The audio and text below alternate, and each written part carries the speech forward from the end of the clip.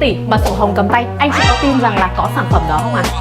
Em Nhung hiện tại đang có một căn nhà sổ hồng cầm tay nằm tại hẻm 1203 Lê Văn Lương, Phúc Kiển, Nhà Bè với diện tích ngang 4 dài 7, thiết kế một trệt 2 lầu ban công trước với 4 phòng ngủ và 3 toilet, full nội thất luôn nha anh chị.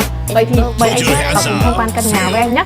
Căn nhà này được gia chủ chăm sóc rất là kỹ lưỡng và tỉ mỉ từng đường nét, từng ánh sáng, từng nội thất trong căn nhà, và căn nhà phù hợp với gia đình từ 2 đến 6 người anh chị. Thì chúng ta có phòng khách, tiếp theo là phòng bếp và trên lầu là có 4 phòng ngủ và 3 toilet nha anh chị.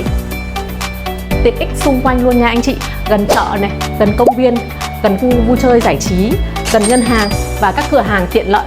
Tiện di chuyển vào các quận huyện nha anh chị, sang quận 7 chỉ 10 phút di chuyển và xuống Nhà Bè chỉ 5 phút thôi ạ. Và với mức giá cực tốt chỉ 2 tỷ 250 thôi, một căn nhà nằm tại vị trí đắc địa, trung tâm và tiện lợi di chuyển, thì anh chị quan tâm chốt deal ngay nha anh chị ơi.